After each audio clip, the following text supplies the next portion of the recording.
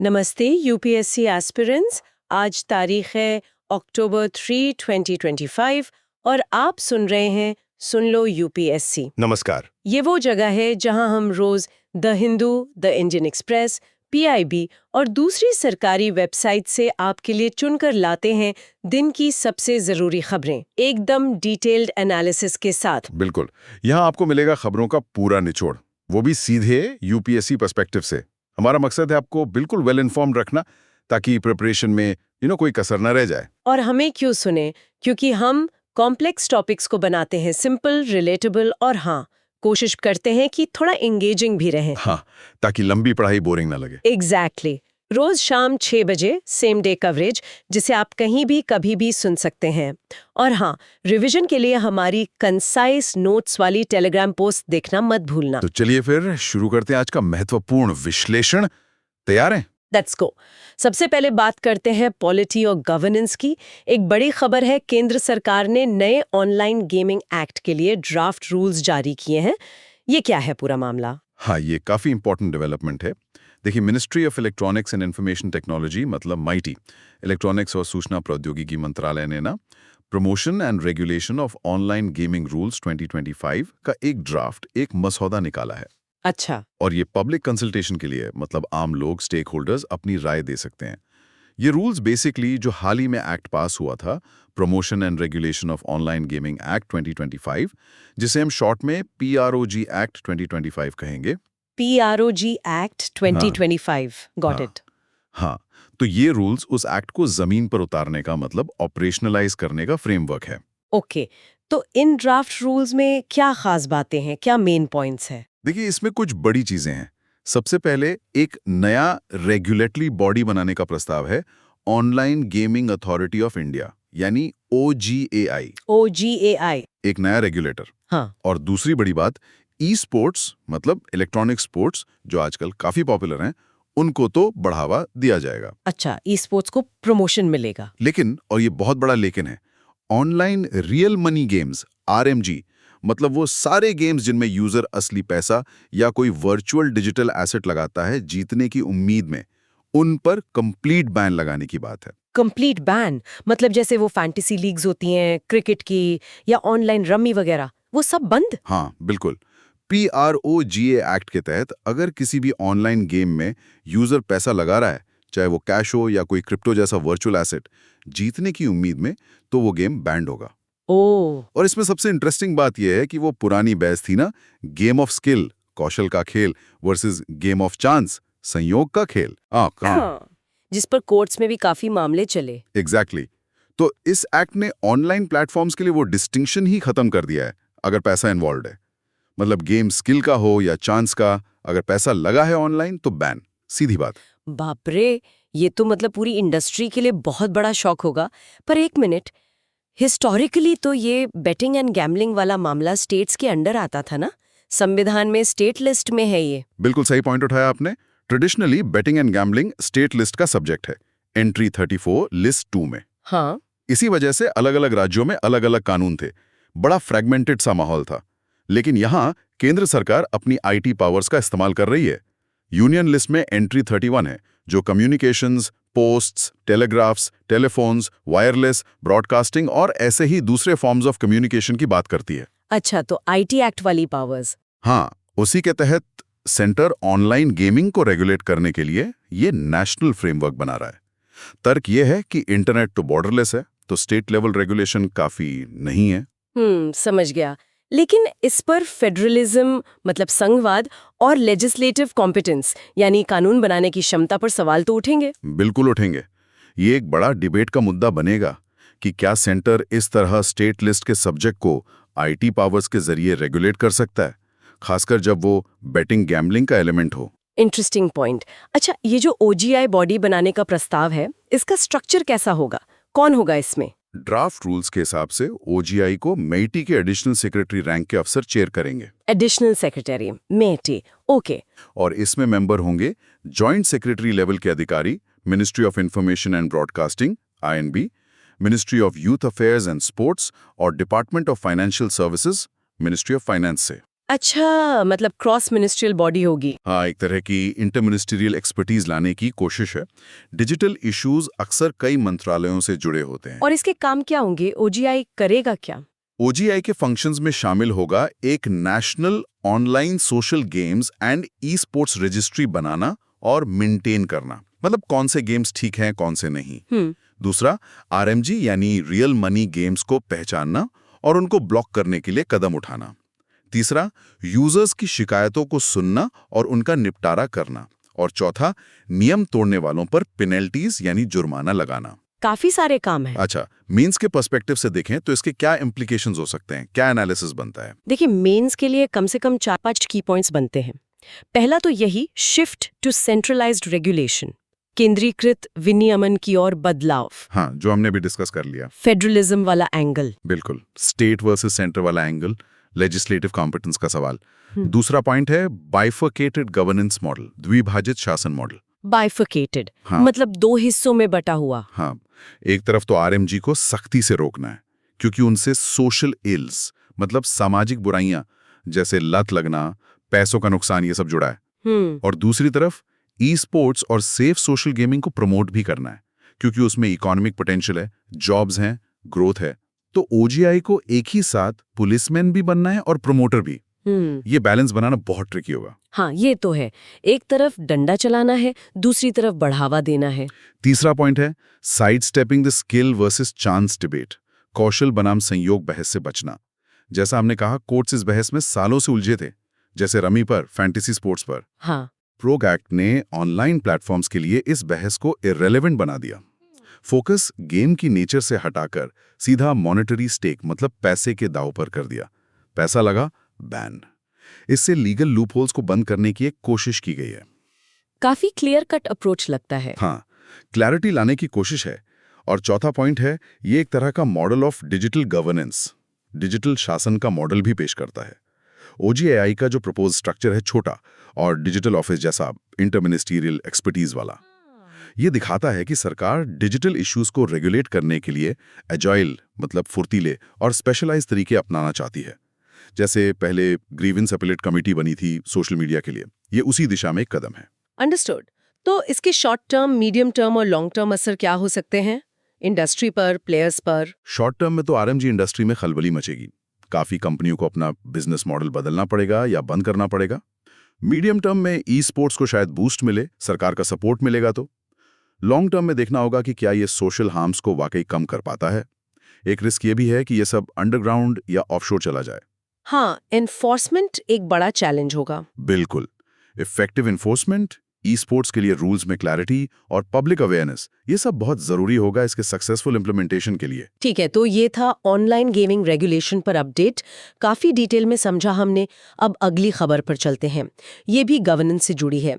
दिल्ली सरकार ने कश्मीरी प्रवासियों की सहायता के लिए आय सीमा हटा दी है। हाँ, ये भी एक महत्वपूर्ण फैसला है दिल्ली सरकार का। जो रजिस्टर्ड कश्मीरी माइग्रेंट फैमिलीज हैं दिल्ली में, उनको एक मंथली फाइनेंशियल असिस्टेंस मिलती है। जी। पहले उस असिस्टेंस को पाने के लिए एक इनकम सीलिंग थी, मतलब एक आय सीमा थी, 26,800 रुपए पर मंथ। अगर परिवार की आय इससे ज्यादा है तो उन्हें मदद नहीं मिलती थी। अब दिल्ली सरकार ने ये इनकम सीलिंग हटा दी है। अच्छा, तो अब इनकम कितनी भी हो, अगर वो रजिस्टर्ड माइग्रेंट फैमिली है तो उन्हें मदद मिलेगी। जी हाँ, यही इसका मतलब है। इससे करीब 1800 परिवार, अप्रॉक्स 1800 फैमिलीज जो दिल्ली में रजिस्टर्ड हैं, उनको फायदा पहुंचने की उम्मीद है। और ये मदद कितनी है? अमाउंट क्या है? ये है 3,250 rupees per member per month, 3,250 रुपए प्रति सदस्य प्रति माह। और एक परिवार के लिए मैक्सिमम लिमिट है 13,000 रुपए पर मंथ, 13,000 रुपए प्रति परिवार प्रति माह। 3,250 रुपीज पर मेंबर, मैक्सिमम 13,000 पर फैमिली। Got it. हाँ, और सरकार ने ये भी घोषणा की है कि जो पिछले पेंडिंग अरियर्स हैं, मतलब बकाया राशि है, वो भी क्लियर की जाएगी। और जिन परिवारों के रिकॉर्ड अपडेट नहीं थे, उन्हें अपडेट करने के लिए एक स्पेशल स्कीम भी लाई गई है, बिना किसी पेनाल्टी के। ये तो काफी राहत की बात होगी उन परिवारों के लिए। इसमें एक टर्म यूज हुआ है, राइट्स बेस्ड अप्रोच। इसका क्या मतलब है यहाँ? देखिए, चीफ मिनिस्टर के बयान में ये बात आई कि ये मदद कोई चैरिटी या दान नहीं है, बल्कि उन परिवारों का राइटफुल एंटाइटलमेंट है, उनका हक है। राइट्स बेस्ड अप्रोच का मतलब यही होता है कि जो बेनिफिशियरी है वो सिर्फ लाभार्थी नहीं, बल्कि राइट होल्डर है, अधिकार धारक है। और स्टेट की ये ड्यूटी है, कर्तव्य है कि वो अधिकार पूरा करे। ये पारंपरिक वेलफेयर मॉडल से अलग सोच है, जहां मदद को अक्सर दान या एहसान की तरह देखा जाता है। अच्छा, तो ये मदद को एक तरह से कंपनसेशन या जस्टिस के तौर पर देखा जा रहा है? हाँ बिल्कुल, ये माना जा रहा है कि ये परिवार displacement, property loss, cultural loss का शिकार हुए हैं, तो ये असिस्टेंस एक तरह का रेपरेटिव जस्टिस, सुधारात्मक न्याय है। इनकम कैप हटाना इसी सोच को दर्शाता है कि मदद का आधार सिर्फ गरीबी नहीं, बल्कि वो ऐतिहासिक अन्याय है जो उनके साथ हुआ।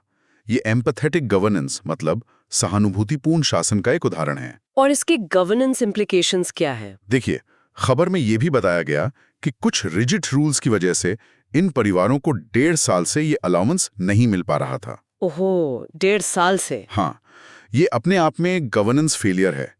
तो अब अरियर्स क्लियर करना और रिकॉर्ड्स अपडेट करने का मौका देना, ये दिखाता है कि सरकार ब्यूरोक्रेटिक हर्डल्स को हटाकर गवर्नेंस को ह्यूमेन, मतलब मानवीय, एक्सेसिबल, मतलब सुलभ, और इफेक्टिव, मतलब प्रभावी बनाने की कोशिश कर रही है। एक और एंगल है कोऑपरेटिव फेडरलिज्म का। दिल्ली सरकार ने अपनी पॉलिसी को जम्मू एंड कश्मीर की पॉलिसी के साथ अलाइन किया है, जहां शायद पहले से इनकम कैप नहीं था। तो ये आईडीपीज यानी इंटरनली डिस्प्लेस्ड पर्सन्स के लिए अलग अलग राज्यों में यूनिफॉर्म ट्रीटमेंट की तरफ एक कदम है। इंटरनली डिस्प्लेस्ड पर्सन्स, हाँ, कश्मीरी माइग्रेंट्स इसका एक बड़ा उदाहरण है इंडिया में। तो वे फॉरवर्ड क्या हो सकता है? देखिए, फाइनेंशियल एड जरूरी है, पर यह पहला कदम है। जरूरत है कॉम्प्रिहेंसिव रिहैबिलिटेशन की, जिसमें सोशल, पॉलिटिकल, कल्चरल, इकोनॉमिक सभी पहलू शामिल हों। और एक बड़ी बात यह है कि भारत में आईडीपीज के लिए कोई एक डेडिकेटेड नेशनल पॉलिसी नहीं है। यूएन के गाइडिंग प्रिंसिपल जरूर हैं, लेकिन हमें अपनी एक राष्ट्रीय नीति की जरूरत है जो ऐसे विस्थापित लोगों के अधिकारों और जरूरतों को एड्रेस करे। डिजिटाइजेशन से प्रोसेस को और ट्रांसपेरेंट और एफिशिएंट बनाया जा सकता है। बिल्कुल सही। चलिए अब रुख करते हैं इकोनॉमिक सेक्शन का।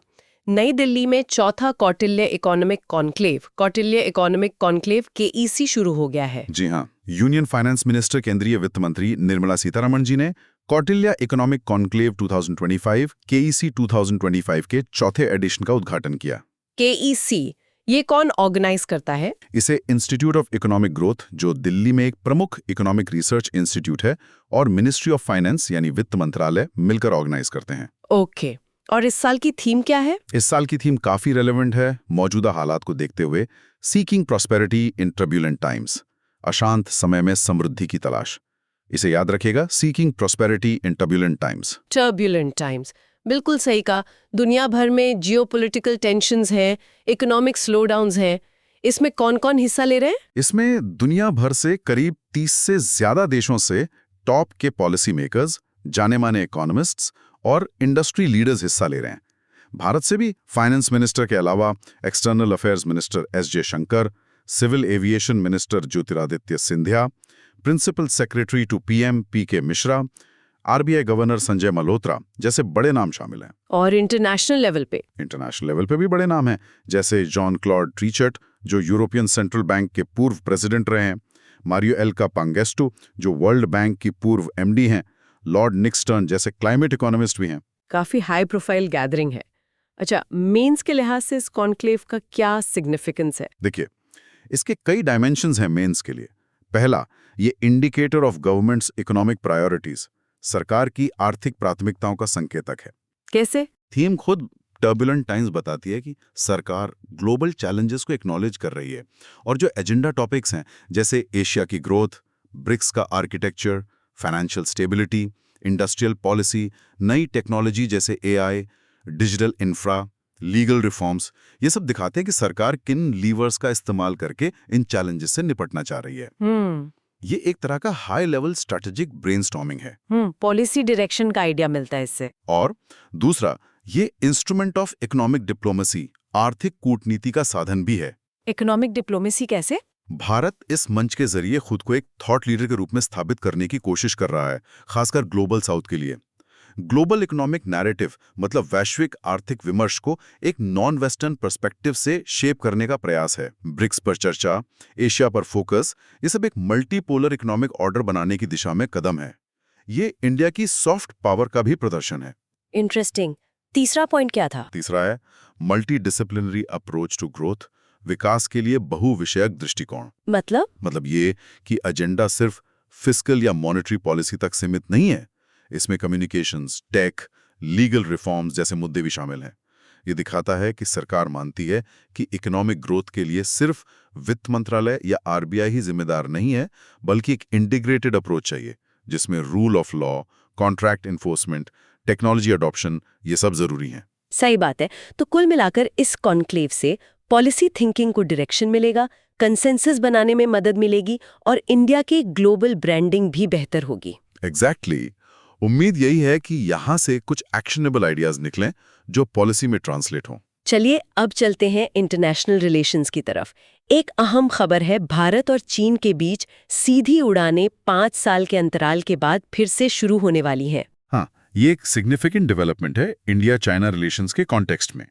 मिनिस्ट्री ऑफ एक्सटर्नल अफेयर्स यानी विदेश मंत्रालय ने अनाउंस किया है कि इंडिया और मेनलैंड चाइना के बीच डायरेक्ट एयर सर्विसेज अक्टूबर 26, 2025 से फिर शुरू होंगी। डेट याद रखिएगा, अक्टूबर 26, 2025। 5 साल बाद ये सस्पेंशन हुआ क्यों था? कोविड की वजह से? शुरुआत में तो कोविड-19 पैंडेमिक की वजह से हुआ था 2020 की शुरुआत में, लेकिन उसके बाद जून 2020 में गलवान वैली क्लैशेस हो गई और बॉर्डर पर टेंशन इतने बढ़ गए कि ये सस्पेंशन जारी रहा। तो ये 5 साल का लंबा हाइएटस था, 5 इयर्स। और कौन सी एयरलाइन शुरू कर रही है और रूट क्या है? पहली एयरलाइन जो शुरू कर रही है वो है इंडिगो और पहला रूट होगा कलकत्ता से Guangzhou. Calcutta to Guangzhou. Calcutta to Guangzhou. ये रूट क्यों चुना गया होगा? दिल्ली बीजिंग या मुंबई शंघाई क्यों नहीं? ये इंटरेस्टिंग है। ग्वांगझो दक्षिणी चीन का एक बहुत बड़ा मैन्युफैक्चरिंग और ट्रेड हब है और कोलकाता पूर्वी भारत का गेटवे है। तो लगता है कि प्राइमरी ड्राइवर ट्रेड और बिजनेस लिंकेजेस को फैसिलिटेट करना है। शायद ये पॉलिटिकली कम सेंसिटिव रूट भी है compare to connecting the capitals. हो सकता है।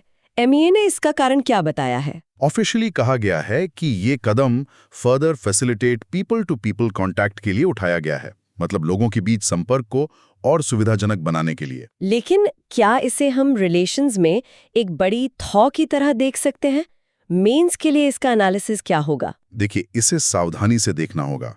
पहला पॉइंट है स्ट्रेटेजिक कंपार्टमेंटलाइजेशन ऑफ टाइज, संबंधों का रणनीतिक विभाजन। कंपार्टमेंटलाइजेशन मतलब अलग-अलग खानों में बांटना। हाँ, एक तरह से इंडिया की पॉलिसी रही है कि जब तक बॉर्डर इशू एलएसी पर स्थिति सामान्य नहीं होती तब तक रिलेशंस नॉर्मल नहीं हो सकते हैं। हाँ, ये स्टैंड तो क्लियर है। लेकिन साथ ही सरकार शायद ये भी देख रही है कि क्या कम सेंसिटिव एरियाज जैसे एयर कनेक्टिविटी या ट्रेड में कुछ हद तक एंगेजमेंट जारी रखा जा सकता है।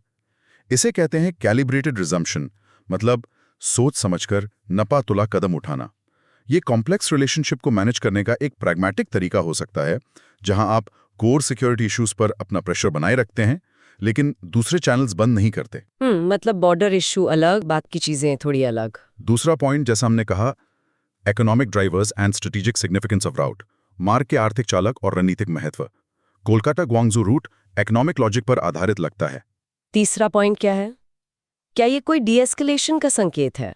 तीसरा पॉइंट है कि ये एक कैलिब्रेटेड डी एस्केलेटरी स्टेप, एक सोचा समझा तनाव कम करने वाला कदम है। एक डिप्लोमैटिक सिग्नल तो है ये, एक low level confidence building measure CBM है, सिविलियन इंटरैक्शन का एक चैनल खोल रहा है। लेकिन इसको नॉर्मलाइज करने लगे बिना सिक्योरिटी कंसर्न्स एड्रेस हुए तो ये एक छोटा कदम है, पर इसे बहुत बड़ा ब्रेक थ्रू नहीं मानना चाहिए अभी। अंडरस्टूड। फोकस तो बॉर्डर रेजोल्यूशन पर ही रखना होगा। अच्छा, अगली खबर भी इंटरनेशनल रिलेशन से है और ये रशिया से जुड़ी है। रूस भारत के साथ व्यापार असंतुलन को एड्रेस करना चाहता है। हाँ, ये भी काफी इंटरेस्टिंग डेवलपमेंट है। रशियन प्रेसिडेंट व्लादिमीर पुतिन ने सोची में वालदाई डिस्कशन क्लब फोरम है, वहां बोलते हुए अपनी सरकार को निर्देश दिया है कि वो इंडिया के साथ जो ट्रेड इम्बैलेंस है, मतलब व्यापार असंतुलन है, उसे सॉफ्टन करने यानी कम करने के उपाय डेवलप करें। ट्रेड इम्बैलेंस मतलब रूस का एक्सपोर्ट इंडिया को ज्यादा है और इंपोर्ट कम। एग्जैक्टली। और ये इम्बैलेंस हाल के सालों में बहुत ज्यादा बढ़ गया है, खासकर यूक्रेन वॉर के बाद। वजह यह है कि इंडिया ने रशिया से भारी मात्रा में डिस्काउंटेड क्रूड ऑयल इंपोर्ट किया है। हाँ, इंडिया रशिया का बड़ा ऑयल कस्टमर बन गया है। बिल्कुल। वेस्टर्न सैंक्शंस के बाद रशिया ने इंडिया को डिस्काउंटेड ऑयल बेचा, इंडिया ने खरीदा। इससे इंडिया का इंपोर्ट बिल रशिया से बहुत बढ़ गया, लेकिन इंडिया का एक्सपोर्ट रशिया को उतना नहीं बढ़ा। नतीजा बड़ा ट्रेड डेफिसिट इंडिया के लिए और बड़ा ट्रेड सरप्लस रशिया के लिए। पर इससे रशिया को क्या प्रॉब्लम है? उनका तो एक्सपोर्ट बढ़ रहा है। प्रॉब्लम है पेमेंट मैकेनिज्म की वजह से। ये ट्रेड काफी हद तक रूपी रूबल मैकेनिज्म के तहत करने की कोशिश हुई ताकि यूएस डॉलर और वेस्टर्न फाइनेंशियल सिस्टम्स को बाईपास किया जा सके। हाँ, ये मैकेनिज्म तो न्यूज में था। लेकिन हुआ ये कि तेल बेचकर रशिया के पास इंडियन बैंक्स के वोस्ट्रो अकाउंट्स में अरबों रुपए जमा हो गए, बिलियंस ऑफ रुपीज। अच्छा। अब रशिया इन रुपयों का क्या करे, क्योंकि रुपी पूरी तरह कन्वर्टेबल नहीं है और रशिया इंडिया से उतना सामान खरीद नहीं रहा कि ये रुपए खर्च हो सके। तो ये रुपए एक तरह से रशिया के लिए फंस गए हैं। इसे ही मीडिया में रूपी ट्रैप कहा जा रहा है। ओहो, मतलब रुपए तो आ गए पर वो यूज नहीं हो पा रहे। हाँ, यही प्रॉब्लम है। पुतिन का ये बयान इसी प्रॉब्लम की एक तरह से पब्लिक एक्नॉलेजमेंट है कि ये रूपी रूबल मैकेनिज्म पूरी तरह सफल नहीं हो पाया और ये सिचुएशन अनसस्टेनेबल है। अब वो चाह रहे हैं कि इंडिया से इंपोर्ट बढ़ाया जाए ताकि ये रुपए इस्तेमाल हो सकें। तो फिर इसमें इंडिया के लिए क्या अपॉर्चुनिटी है? मेंस के लिए क्या पॉइंट्स हैं? पहला पॉइंट तो यही है, challenge of the rupee rouble mechanism, रुपया रूबल तंत्र की चुनौती। पुतिन का बयान इसकी लिमिटेशंस को दिखाता है। दूसरा और सबसे इंपॉर्टेंट पॉइंट है strategic opportunity for Indian exports, भारतीय निर्यात के लिए रणनीतिक अवसर। ये इंडिया के लिए एक गोल्डन चांस है। कैसे? देखिए, जब रशियन प्रेसिडेंट खुद कह रहे हैं कि इंडिया से इंपोर्ट बढ़ाओ, तो ये रशियन कंपनियों और सरकारी एजेंसियों के लिए एक टॉप डाउन सिग्नल है कि उन्हें इंडिया से प्रोक्योरमेंट बढ़ानी है। हाँ, बात तो सही है। ऊपर से यूक्रेन वॉर के बाद बहुत सी वेस्टर्न कंपनियां रशिया से निकल गई हैं। इससे वहां pharma, auto components, textiles, agri products, machinery जैसे कई सेक्टर्स में सप्लाई गैप्स पैदा हो गए हैं। इंडियन एक्सपोर्टर्स इन गैप्स को भर सकते हैं।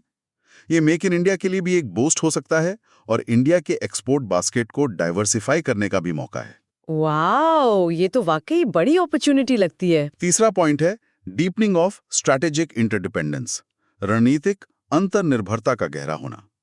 यह दिखाता है कि इंडिया रशिया पार्टनरशिप सिर्फ डिफेंस और एनर्जी तक सीमित नहीं रह रही। इस ट्रेड इम्बैलेंस को ठीक करने की जरूरत दोनों देशों के बीच दूसरे कमर्शियल सेक्टर्स में भी लिंकेजेस को मजबूत करेगी।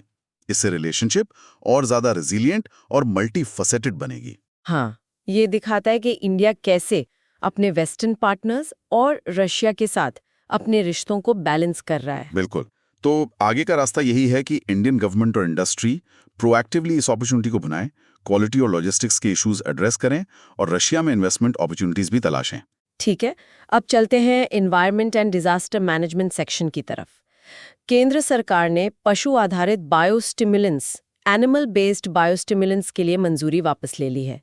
ये क्या मामला है? जी, यूनियन एग्रीकल्चर मिनिस्ट्री, केंद्रीय कृषि मंत्रालय ने हाल ही में 11 ऐसे बायोस्टिमुलेंट्स की सेल और यूज के लिए दी गई अप्रूवल को विड्रॉ कर लिया है जो एनिमल ड्राइव्ड थे, मतलब पशुओं से प्राप्त सामग्री से बने थे। 11 प्रोडक्ट्स का अप्रूवल वापस क्यों? क्या कोई सेफ्टी इशू था? नहीं, सेफ्टी इशू नहीं बताया गया है। कारण बताया गया है कुछ समुदायों, खासकर हिंदू और जैन समुदायों की तरफ से आई शिकायतें।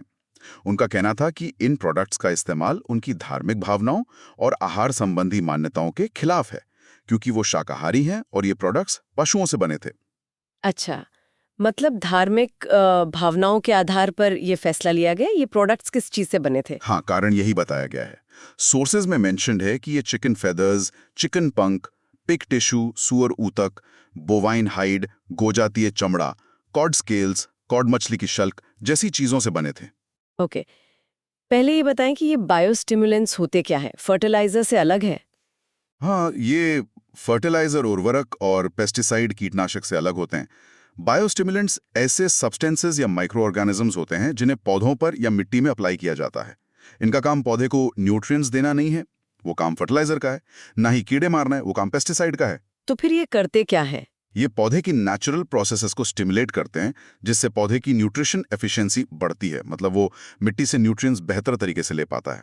अबायोटिक स्ट्रेस टॉलरेंस बढ़ती है, जैसे सूखा, गर्मी, ठंड झेलने की क्षमता, और क्रॉप की क्वालिटी बेहतर होती है। ये मॉडर्न एग्रीकल्चर का एक उभरता हुआ इनपुट है। समझ गया। तो अब इसका अप्रूवल वापस ले लिया गया है धार्मिक कारणों से। मेंस के लिए इसकी क्या इम्प्लीकेशंस है? इसके कई गहरे इम्प्लीकेशंस हैं। पहला, ये एक क्लासिक केस है conflict between science and socio religious sensitivities, विज्ञान और सामाजिक धार्मिक संवेदनाओं के बीच संघर्ष।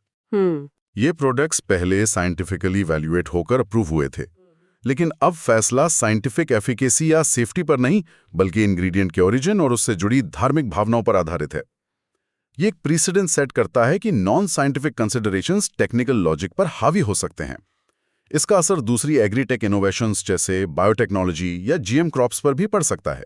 हाँ, ये चिंता का विषय है। और इंडस्ट्री पे क्या असर होगा? दूसरा पॉइंट यही है, regulatory uncertainty and impact on agritech industry. नियामक अनिश्चितता और कृषि तकनीक उद्योग पर प्रभाव। भारत में बायोस्टिमुलेंट्स का मार्केट बढ़ रहा है, करीब $355 मिलियन का बताया जा रहा है। जब पहले से अप्रूव्ड प्रोडक्ट्स को इस तरह सेंटिमेंट के आधार पर विड्रॉ किया जाएगा तो इससे रेगुलेटरी अनसर्टेनिटी पैदा होती है। इन्वेस्टर्स हिचकेंगे, इनोवेशन पर असर पड़ेगा, कंपनियों को नुकसान होगा जिन्होंने इन प्रोडक्ट्स में इन्वेस्ट किया था। ये तो है। और एथिक्स के नजरिए से देखें तो जीएस पेपर 4 का एंगल। हाँ, बिल्कुल। तीसरा पॉइंट है एथिकल डिलेमा इन गवर्नेंस, शासन में नैतिक दुविधा। ये पब्लिक एडमिनिस्ट्रेटर्स के लिए एक क्लासिक एथिकल डिलेमा है। एक तरफ है यूटिलिटेरियनिज्म, उपयोगितावाद का सिद्धांत, मैक्सिमाइजिंग पब्लिक गुड, मतलब ज्यादा से ज्यादा लोगों का भला करना, जैसे फूड प्रोडक्शन बढ़ाना, फार्मर इनकम बढ़ाना, फूड सिक्योरिटी सुनिश्चित करना। दूसरी तरफ है डिओंटोलॉजी या respect for rights and beliefs का सिद्धांत, यानी राज्य का कर्तव्य है कि वो नागरिकों की मान्यताओं का सम्मान करे, उनकी भावनाओं को ठेस पहुंचाने से बचे। तो सरकार ने दूसरे वाले को प्राथमिकता दी। हाँ, इस केस में ऐसा लगता है। अब एथिकल एनालिसिस ये कहता है कि क्या ये सबसे एप्रोप्रिएट रिस्पॉन्स था? क्या कोई मिडिल पाथ हो सकता था, जैसे मैंडेटरी एंड क्लियर लेबलिंग का, कि प्रोडक्ट पर साफ लिखा हो इसमें पशु मूल के तत्व हैं, और फिर किसान या उपभोक्ता खुद फैसला करे कि उसे इस्तेमाल करना है या नहीं। इससे चॉइस भी बनी रहती और सेंटिमेंट का भी ध्यान रखा जा सकता था। ये एक सोचने वाली बात है। लेबलिंग एक विकल्प हो सकता था शायद। तो इसके आगे क्या होना चाहिए? वे फॉरवर्ड यही है कि रेगुलेटरी फ्रेमवर्क को स्ट्रेंथन किया जाए जो साइंस बेस्ड हो, ट्रांसपेरेंट हो, कंज्यूमर चॉइस को प्रमोट किया जाए शायद लेबलिंग के जरिए, और सोसाइटी में साइंटिफिक टेम्पर को बढ़ावा देने की जरूरत है जो हमारे संविधान के आर्टिकल 51A में फंडामेंटल ड्यूटी भी है। बिल्कुल सही। चलिए अब आते हैं इंटरनल सिक्योरिटी सेक्शन पर। डिफेंस मिनिस्टर, रक्षा मंत्री ने सर क्रीक पर पाकिस्तान को कड़ी चेतावनी जारी की है। जी हाँ, रक्षा मंत्री राजनाथ सिंह जी ने विजयादशमी के अवसर पर गुजरात के भुज में सैनिकों के साथ शस्त्र पूजा की, और वहां उन्होंने पाकिस्तान को सर क्रीक रीजन में हाल में जो मिलिट्री इंफ्रास्ट्रक्चर बिल्डअप की खबरें आई हैं उस पर बहुत स्ट्रांग वार्निंग दी है। क्या कहा उन्होंने? उन्होंने कहा कि पाकिस्तान का कोई भी मिस एडवेंचर, मतलब दुस्साहस, अगर इस इलाके में होता है तो उसे एक resounding response that will change both history and geography मिलेगा। मतलब एक ऐसी जोरदार प्रतिक्रिया मिलेगी जो इतिहास और भूगोल दोनों बदल देगी। ये तो बहुत कड़ा बयान है। हिस्ट्री एंड ज्योग्राफी बदल देंगे। हाँ, और उन्होंने ये भी याद दिलाया, कोट्स में है, कि one route to Karachi passes through the creek, मतलब कराची जाने का एक रास्ता क्रीक से होकर गुजरता है। ये एक बहुत ही डायरेक्ट और अनएम्बिगुअस वार्निंग है। वाओ, ये सर क्रीक आखिर है क्या और यहाँ विवाद क्या है? लोकेशन बताएं। सर क्रीक गुजरात में रन ऑफ कच्छ के रण इलाके में भारत और पाकिस्तान के बीच बॉर्डर पर एक 96 किलोमीटर लंबी टाइडल एस्चुरी है, मतलब ज्वारीय मुहाना है, 96 किलोमीटर लंबी। ओके। ये पानी की एक पट्टी है जिस पर भारत और पाकिस्तान के बीच लंबे समय से मैरिटाइम बाउंड्री डिस्प्यूट चला आ रहा है। विवाद यह है कि बाउंड्री लाइन पानी के बीचों बीच होनी चाहिए या पूर्वी किनारे पर। और इसका क्या महत्व है? क्यों ये इतना इम्पोर्टेंट है? इसका डिमार्केशन बहुत जरूरी है क्योंकि इसी से तय होगा कि दोनों देशों का एक्सक्लूसिव इकोनॉमिक जोन कितना होगा समुद्र में। EEZ वो इलाका होता है जहां देश को समुद्री संसाधनों जैसे मछली, तेल, गैस पर स्पेशल राइट्स मिलते हैं। माना जाता है कि इस इलाके में हाइड्रोकार्बन रिसोर्सेज हो सकते हैं। इसके अलावा ये एरिया स्ट्रेटेजिकली भी सेंसिटिव है, यहाँ से घुसपैठ और स्मगलिंग का खतरा रहता है। अच्छा, तो भारत का क्या स्टैंड है और पाकिस्तान का क्या? भारत का स्टैंड इंटरनेशनल लॉ के थालवेक सिद्धांत पर आधारित है। थालवेक सिद्धांत कहता है कि अगर दो देशों के बीच नदी या पानी की धारा बाउंड्री है तो बाउंड्री लाइन उस धारा के मेन नेविगेबल चैनल के बीच में होनी चाहिए, मतलब बीचों बीच। ओके, इंडिया बीच की लाइन मानता है। हाँ, जबकि पाकिस्तान कहता है कि पूरी क्रीक उसकी है और बाउंड्री उसके पूर्वी किनारे ईस्टर्न बैंक पर होनी चाहिए। वो इसके लिए 1914 के एक पुराने रेजोल्यूशन का हवाला देता है जो तब सिंध सरकार और कच्छ के राव के बीच हुआ था। तो ये विवाद पुराना है। हाल में क्या हुआ जिससे चेतावनी आई? हालिया ट्रिगर है रिपोर्ट्स की पाकिस्तान क्रीक के पास अपने साइड में मिलिट्री इंफ्रास्ट्रक्चर जैसे बंकर, ऑब्जर्वेशन पोस्ट वगैरह बना रहा है।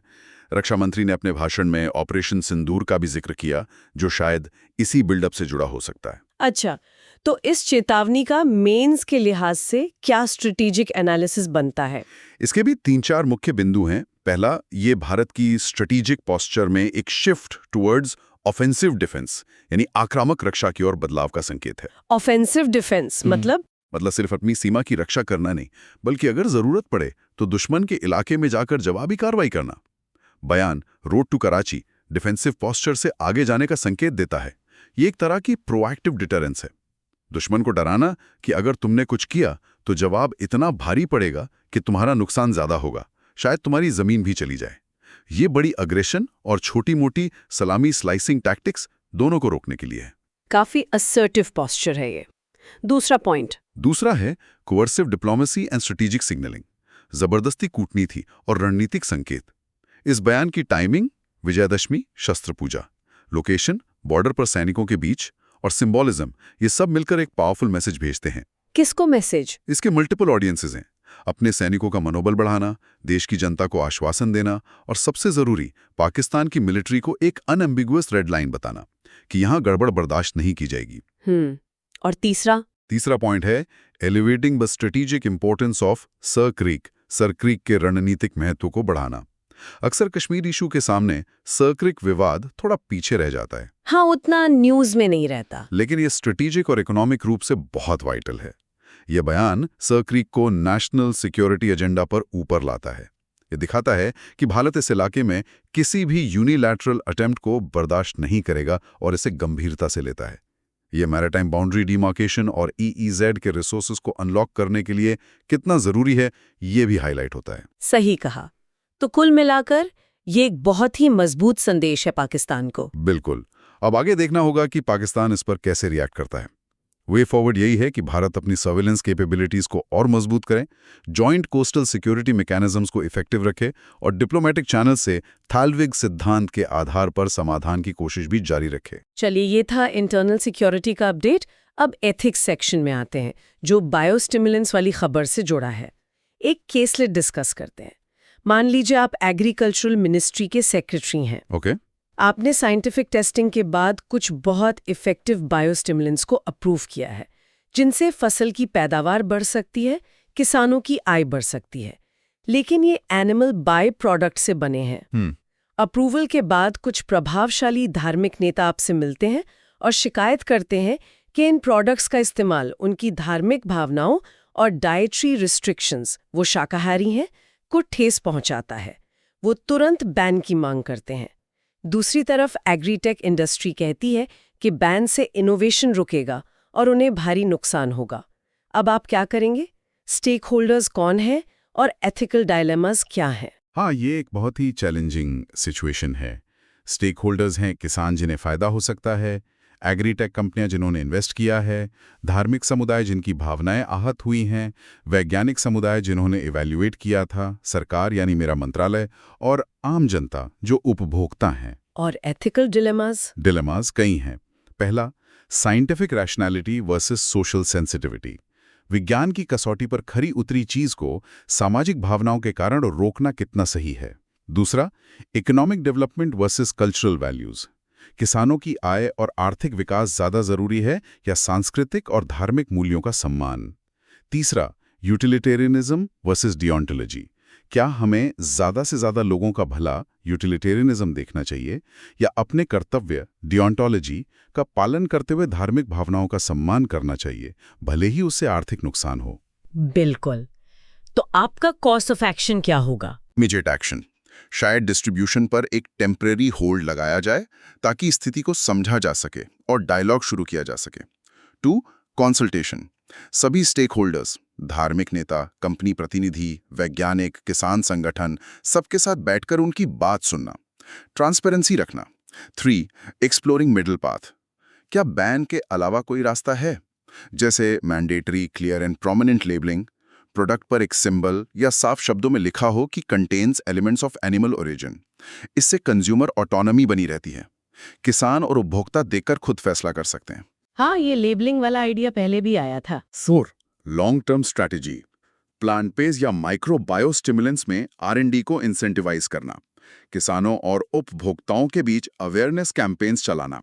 बेसिकली एकदम से बैन करने के बजाय संवाद, पारदर्शिता और सूचित विकल्प इन्फॉर्म चॉइस पर फोकस करना।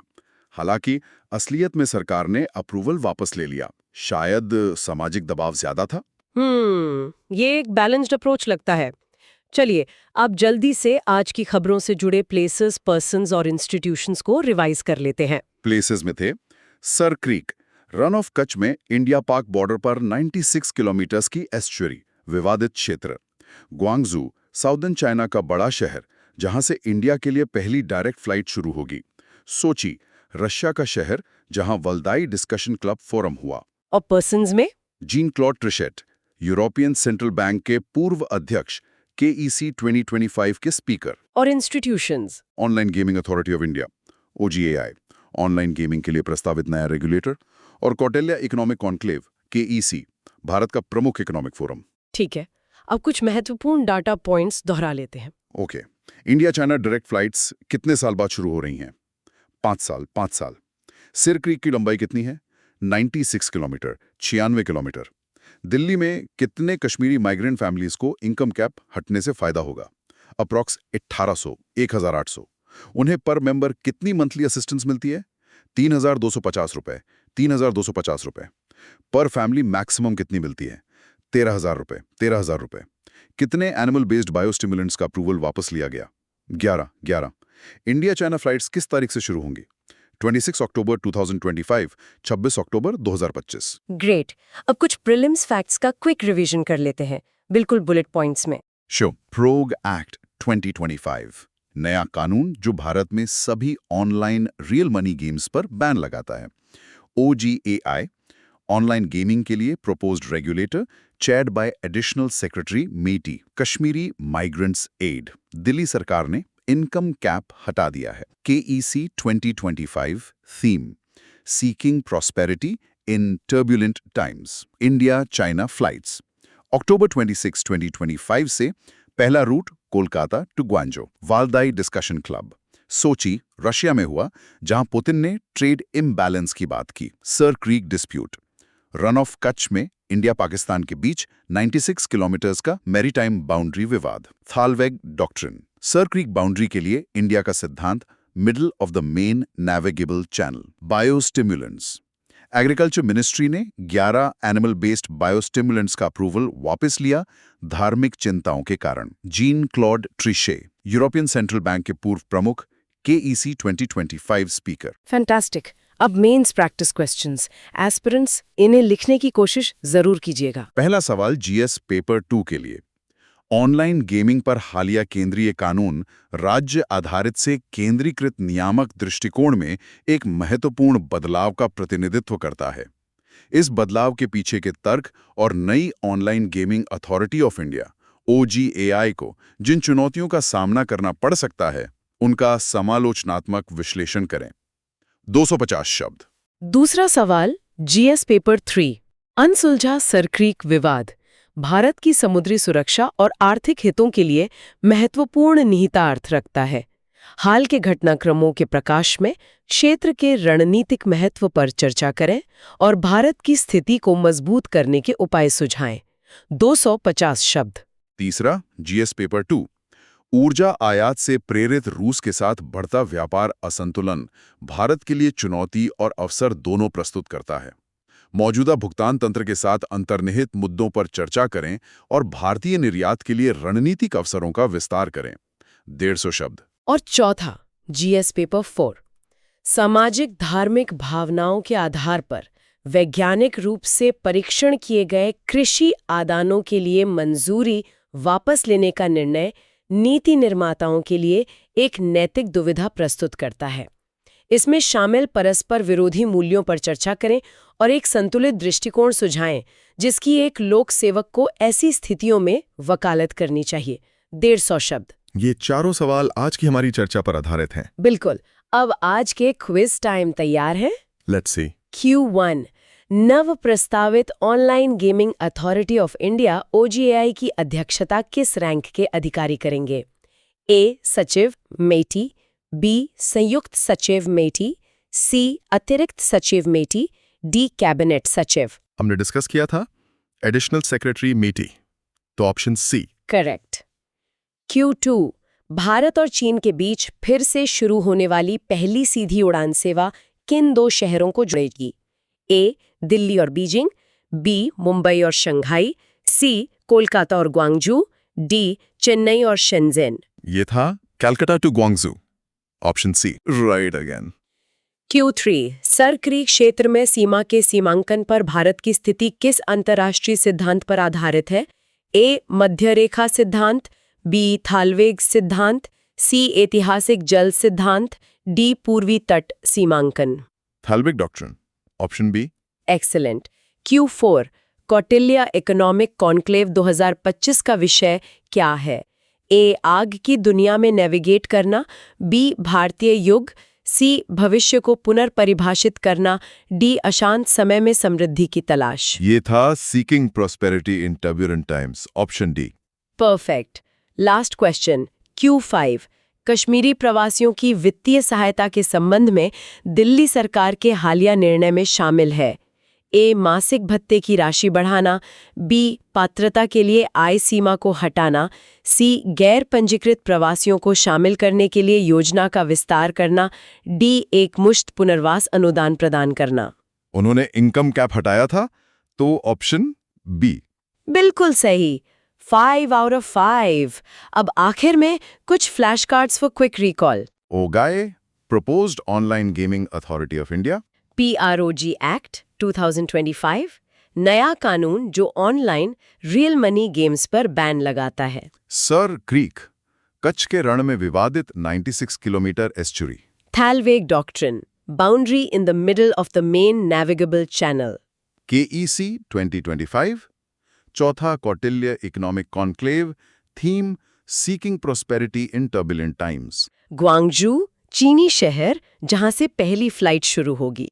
Valdai Club, Russian think tank forum biostimulant, plant growth enhancer not fertiliser pesticide. IDP, internally displaced person. Rupee rouble mechanism. India Russia trade payment system. ये थे आज के फ्लैश कार्ड्स। दोस्तों UPSC जर्नी में सफलता का मूल मंत्र है कंसिस्टेंसी, मतलब निरंतरता।